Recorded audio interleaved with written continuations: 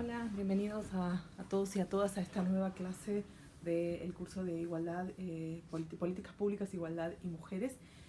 La clase anterior nos enfocamos en la idea de qué se entiende o cuáles son las concepciones de igualdad. Vimos la idea de igualdad formal, la idea de igualdad como no discriminación.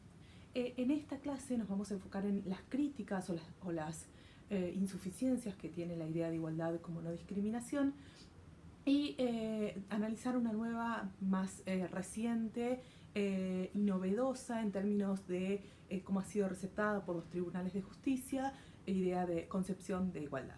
Entonces, nosotros dijimos que la idea de igualdad como no discriminación se enfoca en buscar las razones, o sin razones podríamos decir, de una distinción efectuada en una norma o en una ley. Sin embargo, ustedes tienen ahí un ejemplo que a mí me parece bastante claro, que es el ejemplo de la orquesta, que lo que busca es mostrar cómo muchas veces esta idea de igualdad como no discriminación se torna insuficiente.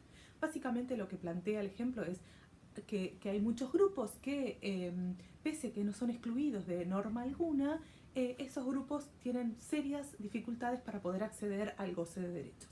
Y en el ejemplo lo que muestra es una convocatoria realizada en una de forma amplia, donde todos podrían ingresar a esa convocatoria, pero sin embargo que hay grupos que quedan afuera. Un ejemplo bastante claro y que yo utilizo siempre tiene que ver, por ejemplo, con el acceso a la educación universitaria en Argentina. Uno podría decir, a la universidad puede ingresar cualquiera en Argentina, todos, nadie, no hay prohibiciones para el ingreso a la universidad. Creo que el único límite está en que las personas hayan terminado la educación secundaria y tienen algunas excepciones, y ahí podríamos pensar las razones de ese límite en términos igualitarios, como la idea de igualdad como no discriminación. Pero más allá de eso, el límite es el haber terminado la educación secundaria, pero más allá de eso, cualquier persona puede ingresar a la universidad siempre que haya terminado la educación secundaria.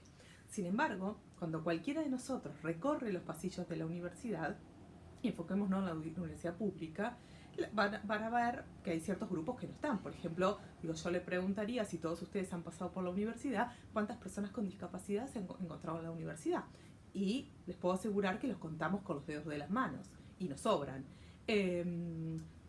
¿Cuántas personas, por ejemplo, del grupo pertenecientes al grupo LGBT se han cruzado, que hayan manifestado su condición? Y quizá han sido muy pocas. Y así se me puede buscar cuántas personas de color se han encontrado en la universidad, y cada vez son menos. Aún digo, cuando el acceso a la universidad en Argentina, no estoy criticando que el acceso a la universidad no sea bueno, sino simplemente estoy preguntándonos quiénes son los grupos que circulan por allí. Entonces, uno podría, y no hay una norma que excluya a esos grupos, no hay una norma que excluya a las personas con discapacidad de la universidad, no hay una norma que excluya a las mujeres del ingreso a cargos públicos, al ingreso a cargos políticos. Sin embargo, basta con mirar cómo están compuestos, por ejemplo, ahora los ministerios, y nos vamos a dar cuenta de cuántas mujeres hay. Y van a ver que siempre son en menor cantidad que los hombres, y van a ver que siempre las mujeres están en los lugares vinculados a tareas de cuidado. Y esto vamos a retomarlo en la próxima clase. Entonces, pero no hay una norma que nos excluya de ocupar cargos políticos, no hay una norma que nos excluía del Congreso antes de la sanción de la ley de cuotas o de la ley de paridad. No había una norma que decía las mujeres no pueden ser elegidas para ser legisladoras. No, pero sin embargo las mujeres tenían serias dificultades para poder ingresar. A esto nuevo viene a darme una respuesta, a este problema viene a darle una respuesta a la idea de igualdad como no sometimiento, que parte de considerar que no se trata muchas veces de situaciones de exclusión explícitas en las normas, sino que muchas veces la exclusión viene por situaciones estructurales de desventajas y, como diría Young, de la bien intencionada sociedad liberal o sociedad patriarcal, podríamos decir a nosotros. Es conforme están organizadas las estructuras para las mujeres que están a cargo de las tareas de cuidados, que están a cargo de, muchas veces no podían acceder a la universidad por estas mismas tareas de cuidado, tenían mucha menos formación, se les imposibilitaba hace mucho tiempo, y estaban a cargo completamente de las tareas de cuidado, ingresar a la escuela, al ámbito político. Hoy en día, podríamos decir, la situación de las mujeres cambió, pero sin embargo necesitamos refuerzos para el ingreso a cargos políticos. Entonces, la idea de igualdad como no sometimiento viene a pensar, viene a dar respuesta o viene a tratar de repensar la idea de igualdad como no discriminación, diciendo mire, está todo bien con la idea de la razonabilidad y está bien para ciertos casos, pero hay ciertos otros casos donde la idea de la razonabilidad y la adecuación medios y fines no nos va a funcionar porque no hay un grupo excluido explícitamente de una norma, sino que son situaciones de hecho. Entonces nos invita a pensar, bueno, ¿y cómo hacemos para reparar esas situaciones de hecho estructurales o desigualdad estructural? Por esto a veces aparece la idea de desigualdad estructural en ciertos casos. No se trata acá de haber dejado afuera a fulanito, el docente de 65 años, sino que hay una variedad de grupos que quedan afuera del goce de ciertos derechos. Entonces uno podría pensar, bueno, ¿y cómo hacemos para reparar estas situaciones de discriminación estructural? Y nos vamos a enfocar en esto en la próxima clase, analizando algunas políticas concretas.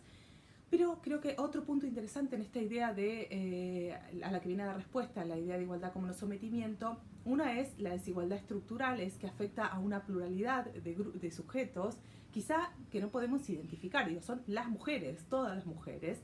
Pero creo que otro punto importante, otro concepto importante que nosotros tenemos que destacar acá y que tiene que ver en cómo se piensan las políticas, es la idea de igualdad, de desigualdad interseccional o de discriminación interseccional.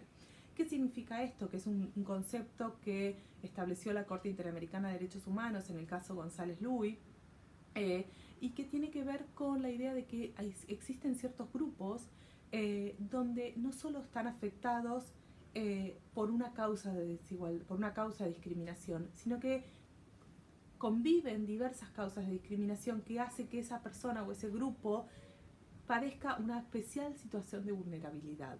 Digo que no es igual a la suma de cada uno, no es que ser mujer y ser lesbiana valen más que ser mujer y ser perteneciendo a un pueblo originario. Digo, no es que se están midiendo y que se están sumando, sino que lo que ocasionan son una especial situación de vulnerabilidad distinta a todas las otras.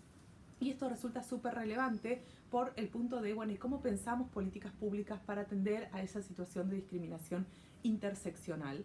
Que es, en el caso que resolvió la Corte Interamericana, tenía que ver con una niña que estaba en situación de pobreza, que era portadora de HIV, que era niña y que era mujer, a todo esto, o sea, era menor, era niña y era mujer en situación de pobreza. Entonces me parece que la idea de entender, pasar de la idea de igualdad como no discriminación a la idea de igualdad como no sometimiento implica pensar esto, pensar que ya no estamos pensando en un grupo determinado de sujetos que pueden verse afectados por una norma, sino empezar a pensar en grupos que resultan afectados por muchas veces situaciones de hecho.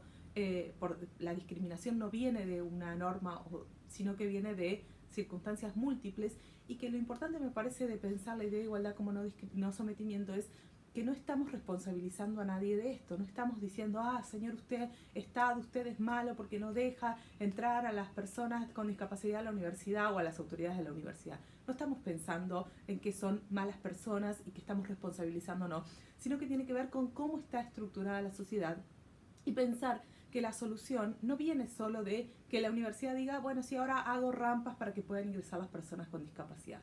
Implica pensar que las personas con discapacidad no llegan a la universidad por múltiples motivos. Básicamente, por ejemplo, porque la situación educativa anterior no ha sido del todo buena, porque siguen estando en escuelas separadas que el resto, porque las condiciones, por ejemplo, para trasladarse por la ciudad son difíciles, porque las universidades tampoco están adaptadas, no alcanza solo con rampas, si no tenemos, no sé, el braille, si no tenemos docentes que tengan algún tipo de capacitación para poder hacer frente a otras situaciones a las que no estamos, o quizás no son el corriente. Entonces, pensar que las personas con discapacidad, o pensar que las mujeres no llegan al Congreso porque solo están con las tareas de cuidado, es reducir el abanico o la multiplicidad de causas que hacen difícil la posibilidad de que las mujeres, por ejemplo, lleguen a ocupar un cargo legislativo, o lleguen las personas con discapacidad, por ejemplo, a ocupar más espacios en las aulas universitarias. Entonces, me parece que este es el punto central, y esto tiene que ver mucho con la cuestión de la prueba. Es, bueno, ¿y qué tenemos que probar? Digo, y acá es donde creo que muchas veces la abogacía hace agua y que requerimos el auxilio de otras fuerzas. Digo, ahí ustedes tienen para leer creo que les recomendamos el caso Cisnero, y que tiene que ver básicamente con esto. Bueno, ¿y qué tenemos que probar? ¿Qué tiene que probar la mujer que no puede ser chofer de colectivo? Y tiene que probar que ella no puede ser chofer de colectivo, pero también que hay un colectivo de mujeres que están quedando afuera. ¿Cómo hacemos esto? Y lo único que tiene que probar es básicamente que no hay mujeres en la empresa de colectivo. La empresa de colectivo deberá ser la que argumente por qué no hay mujeres y ver si ese argumento es de peso, o es fuerte o no es fuerte. Entonces, digo, estos son como los conceptos generales de esta clase. Ustedes tienen para leer ahí unos textos donde refuerzan estas ideas.